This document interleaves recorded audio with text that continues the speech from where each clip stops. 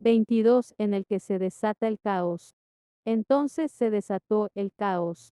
Lord Davenport se abalanzó hacia ellos, lo mismo que el tío de Lucky y que el hermano de Gregory, que acababa de subir los escalones de la iglesia, tras perseguir a Gregory por todo Mayfair. El hermano de Lucky corrió a apartar a Hermione y el Lucky del altercado, pero Lord Asselby, que había estado observando la escena con el aire de un espectador, intrigado, cogió con calma del brazo a su prometida y dijo, yo me ocupo de ella. En cuanto a Lucky, se tambaleó hacia atrás, boquiabierta por la impresión mientras Lord Davenport saltaba sobre Gregory y aterrizaba boca abajo como un bueno, como algo que Lucky no había visto nunca. Lo tengo, gritó Davenport, triunfante un instante después, sin embargo, Jacinthe St. Clair le asestó un sonoro bolsazo. Lucky cerró los ojos. No es la boda de sus sueños, imagino, le susurró a Selby al oído. Lucky sacudió la cabeza, demasiado aturdida para hacer otra cosa. Debía ayudar a Gregory. Debía hacerlo, en serio. Pero se sentía sin fuerzas, y además era demasiado cobarde para enfrentarse de nuevo a él. ¿Y si la rechazaba? ¿Y si ella no podía resistirse a él? Espero que pueda salir de debajo de mi padre, continuó Selby en tono tan tibio como si estuviera viendo una carrera de caballos, no muy emocionante, el hombre pesa 140 kilos, aunque jamás lo admitiría. Lucky se volvió hacia él, incapaz de creer que estuviera tan tranquilo, teniendo en cuenta que en la iglesia casi había estallado un tumulto. Hasta el primer ministro parecía estar defendiéndose de una señora enorme y oronda que, engalanada con un recargado sombrero de frutas, abofeteaba a todo el que se movía. Creo que no ve, dijo a Selby, siguiendo la mirada de Lucky, se le están cayendo las uvas. ¿Quién era aquel hombre con el que se había? Santo cielo. ¿Se había casado ya con él? Habían dado su consentimiento a algo, de eso estaba segura, pero nadie les había declarado marido y mujer. En cualquier caso, la calma de Asselby resultaba chocante, teniendo en cuenta los acontecimientos de la mañana. ¿Por qué no ha dicho usted nada? Preguntó Lucky. Eh, Él se volvió y la miró con curiosidad.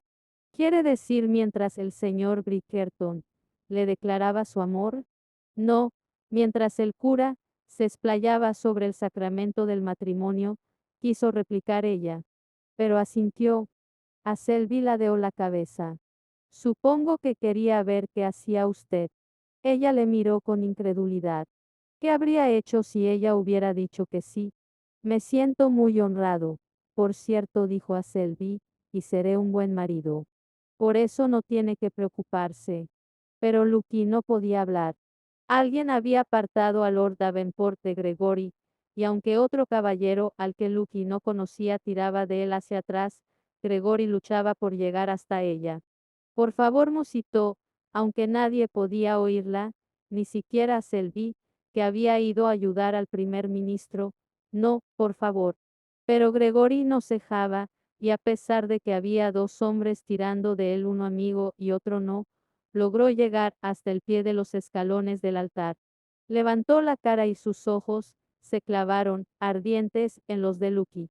Tenían una expresión descarnada y parecían llenos de angustia e incredulidad. Al ver el dolor contenido en ellos, Lucky estuvo a punto de tambalearse. ¿Por qué? Preguntó él. Lucky empezó a temblar de la cabeza a los pies. Podía mentirle. Podía hacerlo. Allí, en una iglesia.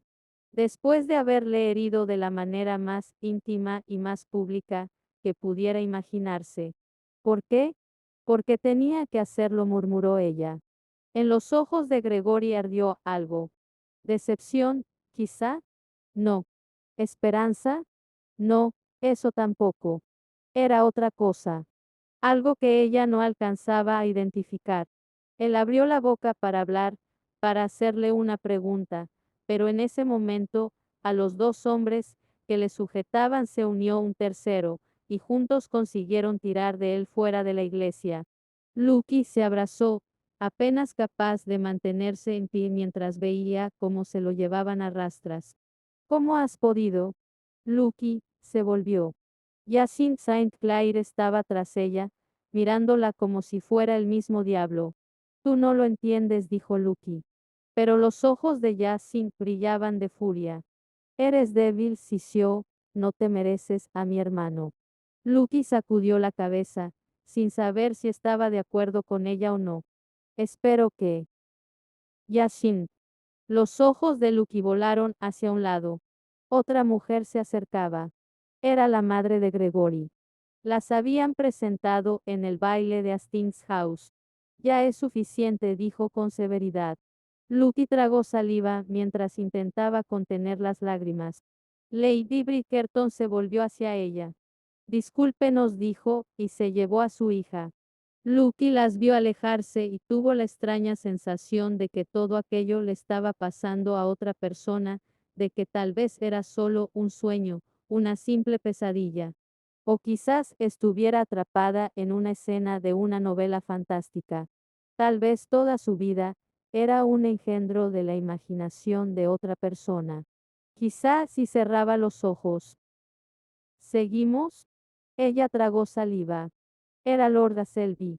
Junto a él, su padre intentaba expresar lo mismo, pero con palabras mucho menos finas. Lucky asintió con la cabeza. Bien, gruñó Davenport. Una chica sensata. Lucky se preguntó qué significaba que Lord Davenport le hiciera un cumplido. Seguramente nada bueno. Pero aún así dejó que la llevara de nuevo al altar. Y se quedó allí, delante de la mitad de la congregación, que no había decidido irse fuera a seguir el espectáculo. Y se casó con Aselby. ¿En qué estabas pensando? Gregory tardó un momento en darse cuenta de que su madre le había preguntado aquello a Colin, y no a él. Iban sentados en el carruaje de Lady Bridgerton, al que le habían arrastrado al salir de la iglesia. Gregory no sabía a dónde iban. Seguramente estaban dando vueltas sin rumbo fijo. Podían ir a cualquier parte, menos a Saint George. Intenté detenerle, protestó Colin. Ninguno de ellos había visto nunca tan enfadada a Violet Bridgerton. Es evidente que no lo intentaste con suficiente ahínco. ¿Tienes idea de lo rápido que puede correr? Muy rápido, confirmó Jacinthe sin mirarlos. Estaba sentada frente a Gregory, en diagonal, y miraba por la ventanilla con los ojos entornados. Gregory no dijo nada. Ay, Gregory. Suspiró Violet. Ay, pobre hijo mío. Tendrás que irte de la ciudad, dijo Jacinthe. Tiene razón, añadió su madre, es irremediable. Gregory no contestó. ¿Qué había querido decir Lucky con por qué tenía que hacerlo? ¿Qué significaba aquello? Jamás la recibiré, gruñó Jacinthe. Va a ser condesa, le recordó Colin. Por mí, como si es la maldita reina de Jacinthe, exclamó su madre. Pues no pienso recibirla, replicó Jacinthe. Nadie tiene derecho a tratar así a mi hermano. Nadie. Violet y Colin la miraron. Colin parecía divertido. Violet, alarmada. Voy a causar su ruina, continuó Jacinthe. No, dijo Gregory en voz baja, nada de eso. El resto de la familia guardó silencio y Gregory sospechó que hasta ese momento no se habían dado cuenta de que él aún no había intervenido en la conversación. Vas a dejarla en paz, añadió. Jacinthe refinó los dientes. Gregory la miró con ojos duros y acerados, llenos de decisión.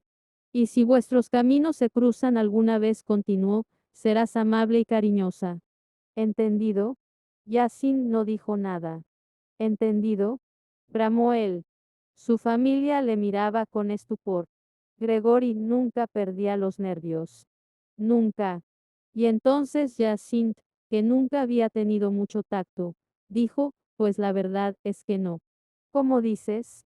Dijo Gregory con voz gélida, al tiempo que Colin se volvía hacia ella y siseaba, cállate. No te entiendo, prosiguió Jacinthe, dando un codazo en las costillas a Colin. ¿Cómo puedes compadecerte de ella? Si me hubiera pasado a mí, ¿no habrías? No te ha pasado a ti, le espetó Gregory, y tú no la conoces. No conoces los motivos de sus actos. ¿Y tú sí? Preguntó Yasin. Gregory no los conocía, y aquello le estaba matando. Ofrece la otra mejilla, Yasin, dijo su madre en voz baja. Yasin se recostó en el asiento, tensa por la furia, pero refrenó su lengua. Tal vez puedas quedarte con Benedict y Sophie en Wiltshire, sugirió Violet. Creo que Anthony y Kate llegarán pronto a Londres, así que no puedes irte a Aubrey Hall, aunque estoy segura de que no les importaría que vivieras allí mientras ellos estén fuera. Gregory se limitó a mirar por la ventanilla. No deseaba irse al campo. Podrías hacer un viaje, sugirió Colin. Italia es particularmente agradable en esta época del año. Y no has estado nunca, ¿verdad? Gregory, que solo les escuchaba a medias, negó con la cabeza. No deseaba ir a Italia. Porque tenía que hacerlo, había dicho ella. No porque quisiera. No porque fuera lo más sensato. Porque tenía que hacerlo. ¿Qué quería decir aquello? La habían obligado. La estaban chantajeando. ¿Qué podía haber hecho para que la chantajearan? Habría sido muy difícil para ella no seguir adelante, dijo Violet de pronto, poniendo una mano sobre su brazo, con expresión compasiva. Nadie querría tener a Lord Davenport por enemigo. Y la verdad, allí, en la iglesia, delante de todo el mundo.